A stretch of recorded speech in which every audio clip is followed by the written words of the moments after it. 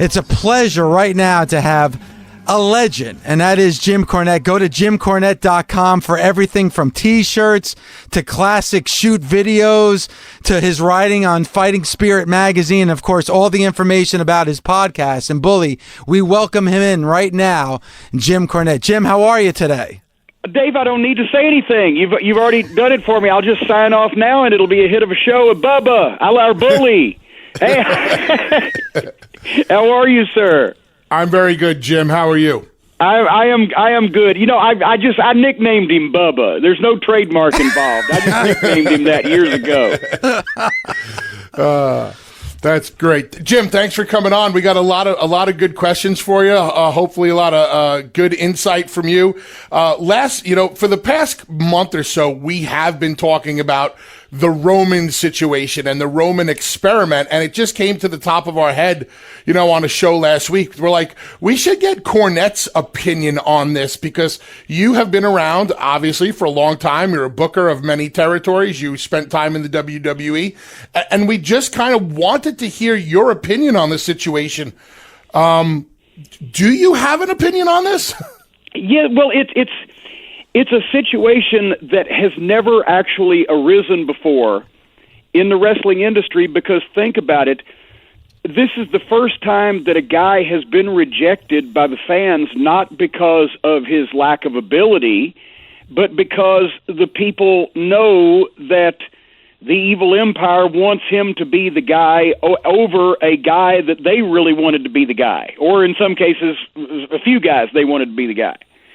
And they have revolted against the establishment, against management, by, I don't know what your language restrictions are, but defecating all over anything that they try to do with this poor guy. It is satellite radio, Jim. So okay, well, there you go. And they've shit all over him because they feel like they're getting back at the company for not featuring their favorites, in specifically Daniel Bryan. Would you say that's a fair overview of the situation?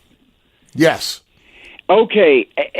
In that case, and the reason why this never happened before is now they've found out the reason why every other wrestling promotion in history, until Mr. McMahon became one of the greatest performers in the history of television, every other wrestling promotion and promoter wanted to be the babyface because they didn't want the fans mad at the company, because when you think about it, at the root logic, why am I going and buying a ticket or buying the merchandise from a company that I'm mad at? It's a bizarro. They talk about U.S. and Canada bizarro world. This is a bizarro world situation. Vince McMahon was good enough to pull it off. He had Steve Austin. They were the ultimate take this job and shove it versus establishment management program. It can never be repeated, no matter how often people try.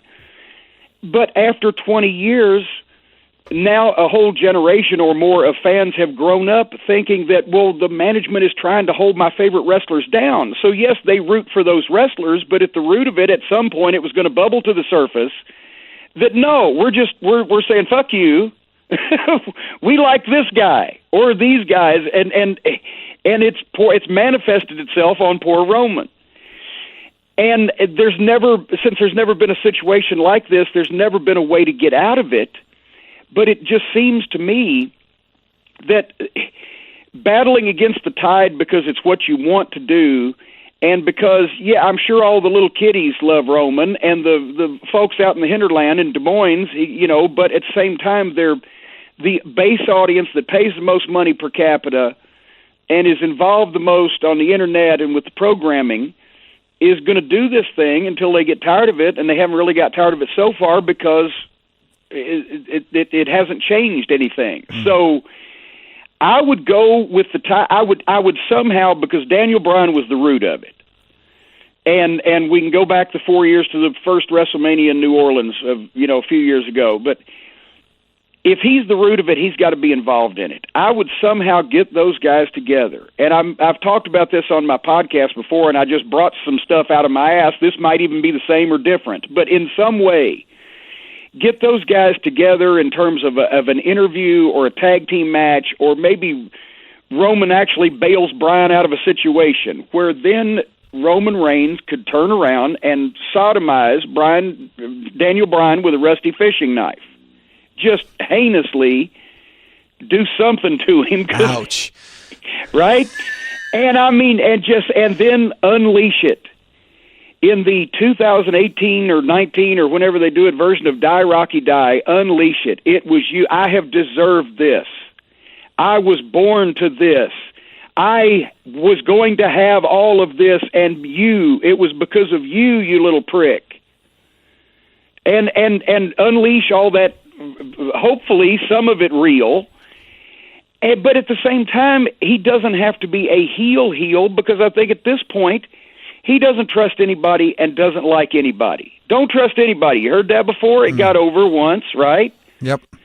And then when Stephanie comes out to congratulate him for seeing the light and getting rid of the guy she doesn't like or whatever, and he says, "Fuck you too," and anybody named McMahon, and Shane can shove it. And if Vince wants to drag his bag of bones out because y'all put me in this position, he wouldn't say y'all because he's not a Southern Samoan. But Bravo! Y'all put me in this position Bravo. just as much as that little fucking uncircumcised prick-headed guy over there. Now I'm really going, but now I'm getting into it. Now I'm starting to bug it. But the point is, he don't like anybody. You don't have to feed him everybody in the company anymore, but feed him some underneath baby faces that he can just ridicule and sodomize, and some heels too. To get over the fact, and I mean, I wouldn't have him lay Stephanie out right off the bat. I'd have him tell her off. But depending on which way this goes, if he starts just running roughshod over everybody on either side of the roster, he don't like management, he give a shit about the fans. You want to boo me? I'll give you something to boo. Grab some kid's T-shirt and wipe his butt with it and throw it back in his face. I don't care. Just let this guy be the most unsavory, anti-everybody, and keep the writers away from him, and let him do his own promos about how he feels. And if you're going to make it a project, he doesn't have to be in the top angle right off the bat for the next pay-per-view. He can just leave him be to cause chaos. Put as much emphasis behind him being against everything and everybody as you have trying to make him this smiley ice cream bar guy.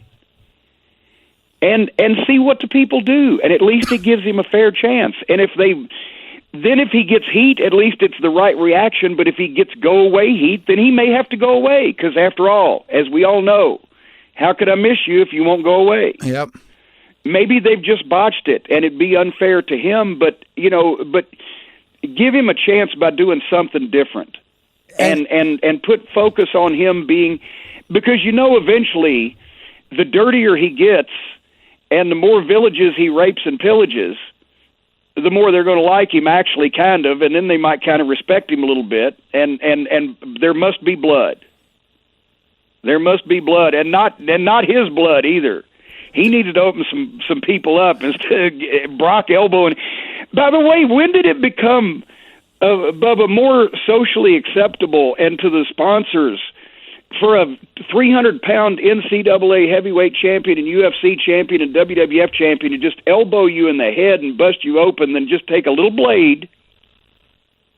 I'm just wondering about this. When it's convenient for them, and I have no idea what you're talking about when you say a little blade. Well, just a little sharp little elbow, not the big elbow, but the little elbow. But that horse has left the barn too. But good God. I totally understand what you're talking about, but let me ask you this, Jim. Let's say you had the pencil in your hand, and the man writing the check told you, okay, Jim, you're a smart guy, you're a good booker, you cannot turn him heel. You have to keep him babyface. You have to turn him into the guy that we wanted him to be. What would Jim Cornette do right now? Is it possible for him to go back in time and throw his body in the path of the airplanes at 9/11? I got you. I mean, at this point, I have never seen people. It's cool now to just disrespect him and boo him. It's. I don't know what because see, here's what we've lost also.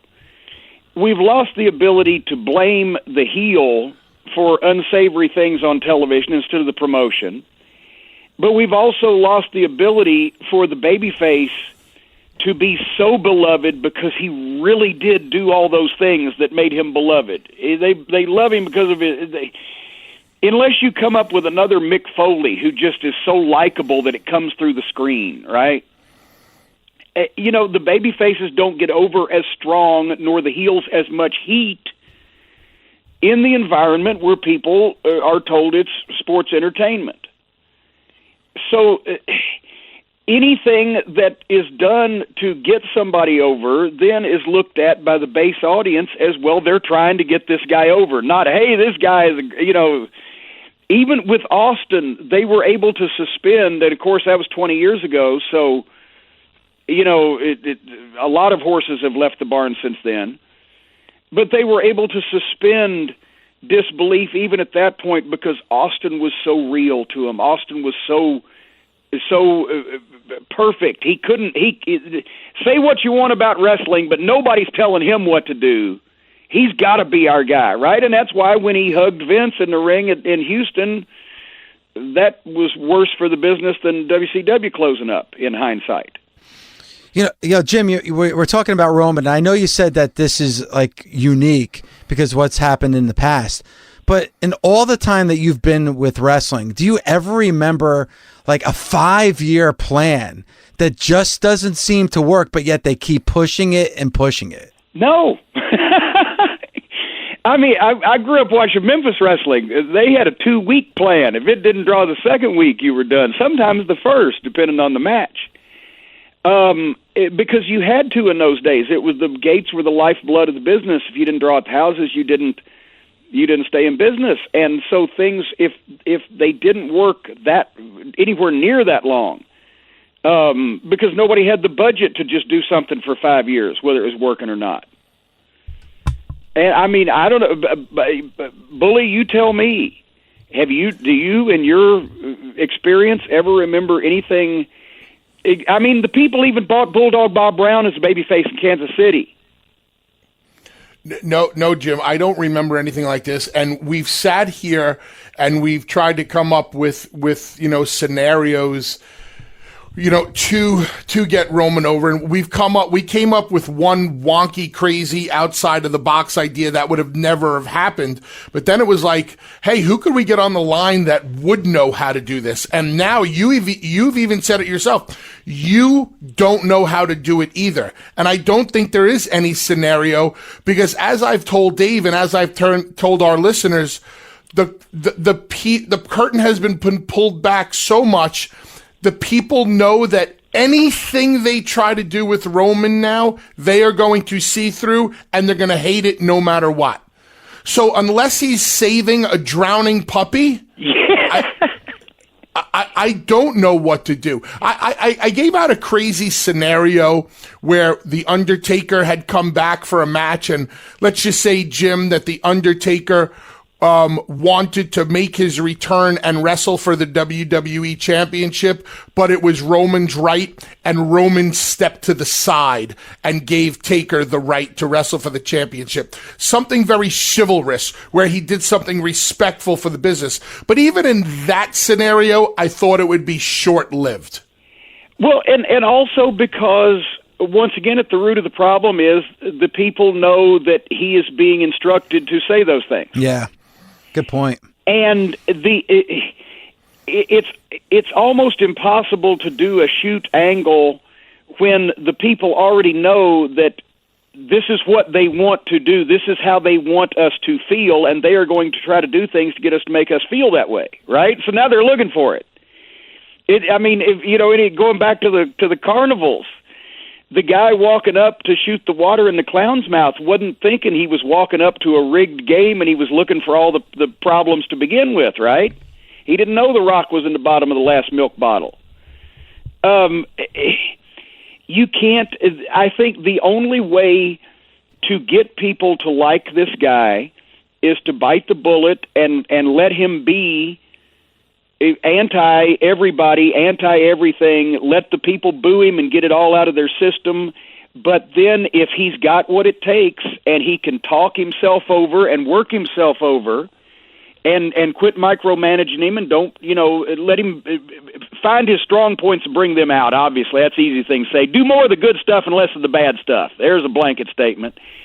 But just see if he's got it to get over on his own. He could be a mega heel because they already don't like him anyway. Yeah. But is it going to be, we want to see you get your ass kicked heat, or we just don't want to see you featured in any way, shape, or form heat?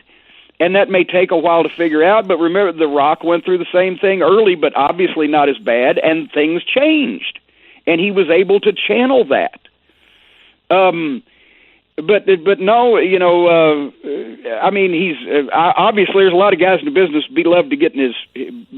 love to be getting his paycheck, and but I would think that everybody could prosper a little more if they just would go ahead and let the performance fit the reaction, or vice versa. Well, you mentioned Shoot, and there's some awesome Shoot DVDs on JimCornette.com, so definitely check it out. See what I did there?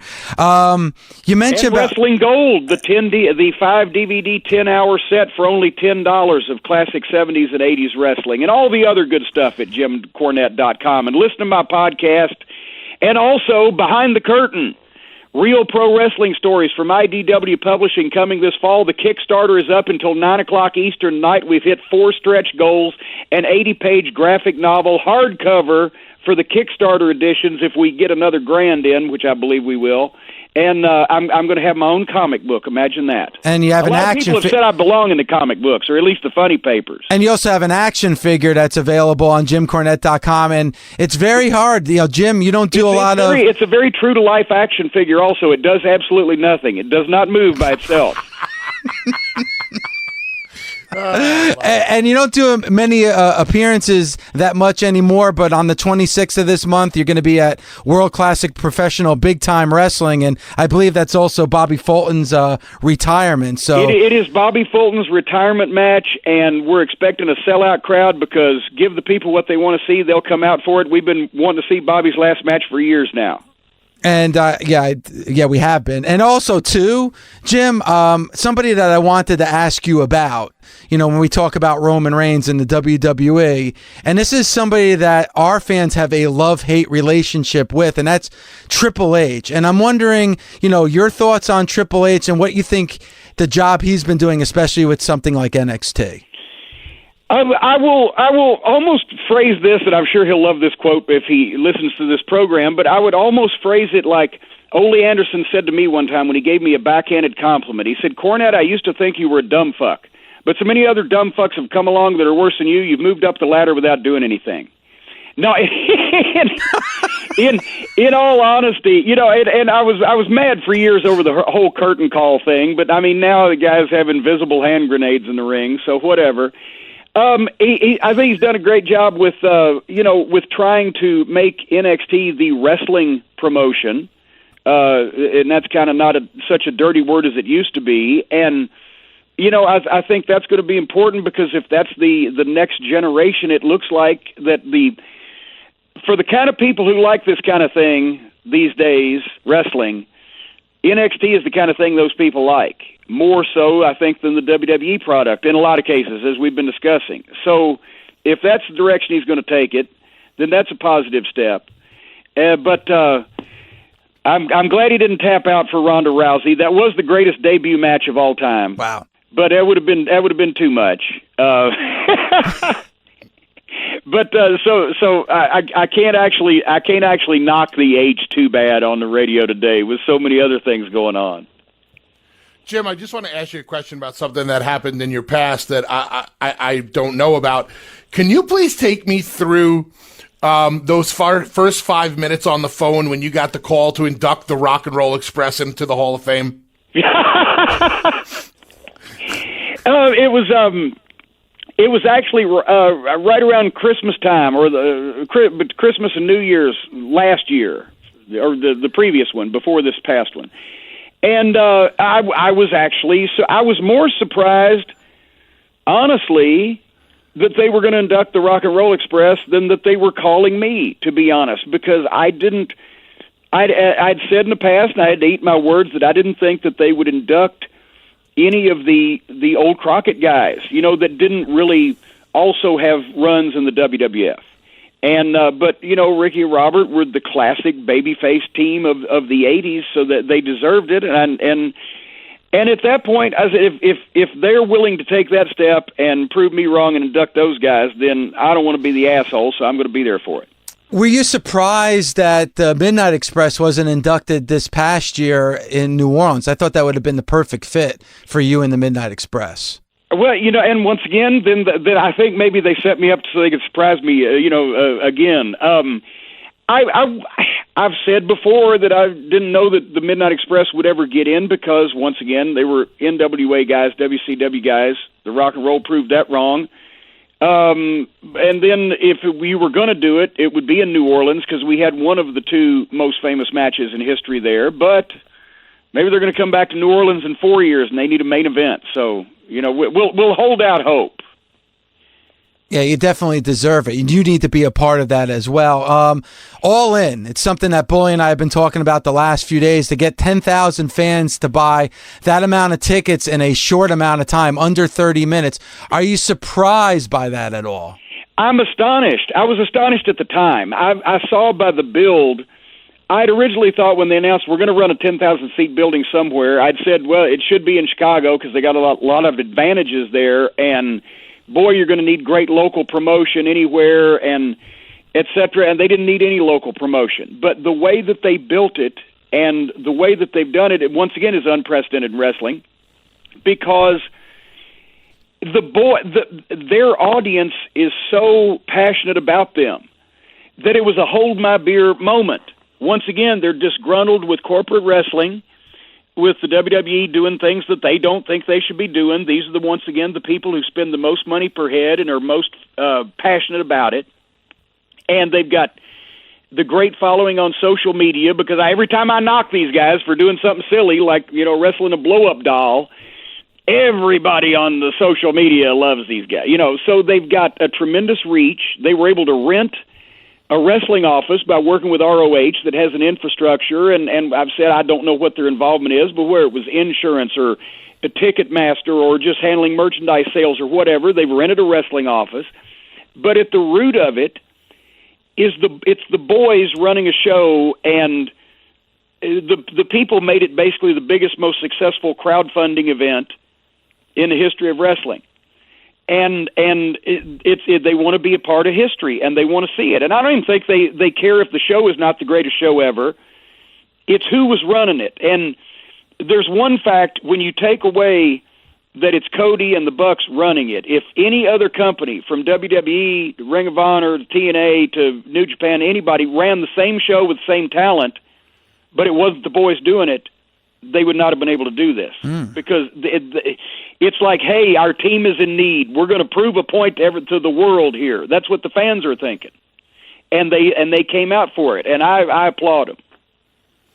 If you were ever asked to be a part of a show like All In, would you want to be a part of it? Well, if I was younger, I would love to come in and try to get some death threats and be the biggest heel and end up once again being tarred and feathered or sodomized or whatever at the end of the thing. But, but for the performance, but I ain't going to take any bumps anymore on purpose. Conrad Thompson had contacted me when he was first thinking about a podcast convention of possibly having mine involved. I said, it's not my cup of tea personally and professionally, because I've knocked those guys for things that they've done in the business. And so if I showed up there, it would be, well, now he's just taking a payoff, and, he'll knock them, but he'll take a payoff to be around their crowd that they drew. And personally, with most of the fans of the young folks of the business these days and their funny ways not being fans of mine, I don't know whether I'd be that welcome. If I was just going up to sign autographs or do a show, if I go in to be the heel, yeah, I'll get some heat. I'll have you some people over the rail in that crowd, but but I'm too old for that. I mean, so Jim, you would admit that despite the fact that you might not be a fan of the Bucks in-ring style, or I don't know how your feelings are about Cody, you definitely applaud them for the effort and being able to do what other major wrestling companies were not able to do. Oh God, yeah, and they were the smartest thing they did. They recognized the conditions were right because there's no blueprint for this because it's never been done before. But they saw that disgruntled people.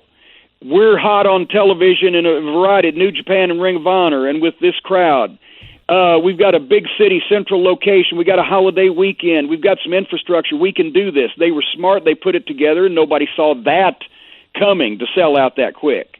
Even Dave Meltzer said, well, it might be a stretch. That's where the whole thing came from. And no, I love Cody, and that's where Cody got it from. He got the Dreams genes because Dusty was always the big concept, Starrcade, the Great American Bash. You know, he was always about a big concept. And, you know, with the Bucks and Omega and those guys, it's no secret anybody listens to my show. I've met Omega once years ago and at a Ring of Honor show and didn't really care for his work, and he was green then anyway.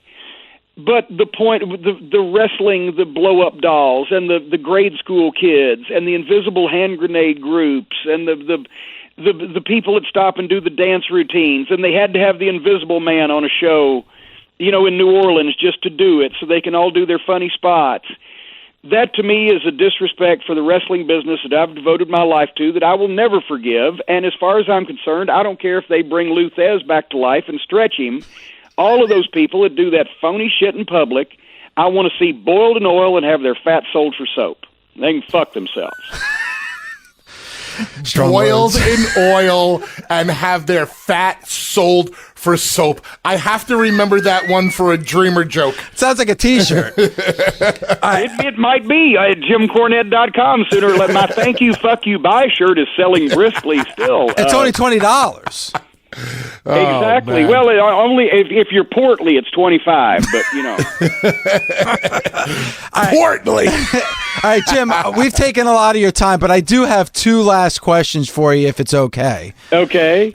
One, going to JimCornette.com. What's your? You have this vast, just the amazing collection of memorabilia. What's your favorite piece of memorabilia that you have? Oh gosh, stowed in the castle. I have several things that are very precious to me, but one that I've had for almost 30 years and is probably my most precious piece. I have Sam Muchnick's St. Louis Wrestling Club bound set of programs from the first event that he ran in 1945 until his retirement event in 1982 or January 1982. And it's the first volume, because it's like a 12-volume set. The first volume is autographed by Dorian Terry Funk, Jack Briscoe, Lou Thez, Gene Kiniski, Sam Muchnick himself, Harley Race, and Ric Flair. Wow. And it was every 3 years or so he would have, and his programs were amazing because Sam was a sports writer, and before he got into wrestling, and they were incredible programs. So it documents the entire history because it's like a sports section of a newspaper, with what has happened before and what's coming up and news in the St. Louis wrestling world. So it's the complete document of the most important historic NWA city of all time under the most successful promoter of all time. That's amazing. And my last question is, and this is something that's been an underlining theme for years on this show, what do you think the greatest territory of all time is? You can't of all time. If we could have gone back to Chicago when the Dumont Network was showing the network show in the early 50s, and there was 4 live events in the city of Chicago every week, and wrestling in one shape or another on television every night of the week, or Mid-South Wrestling for the early 80s there with that real hot run with the great booking, or was it Memphis in 1974 when Lawler, got his first main event push, and they sold 400,000 tickets that year for 50 shows in the Mid-South Coliseum. Or, different territories had different peaks, and they were great in their own way.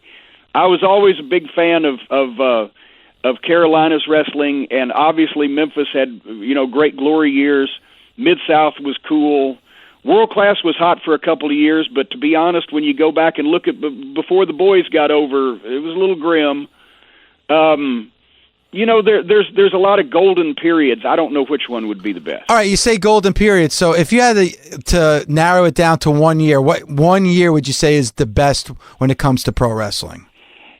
In hindsight, and probably because there's still video available, I lived through it, and we've never really topped it. I think 1986 is when we got too big for our britches.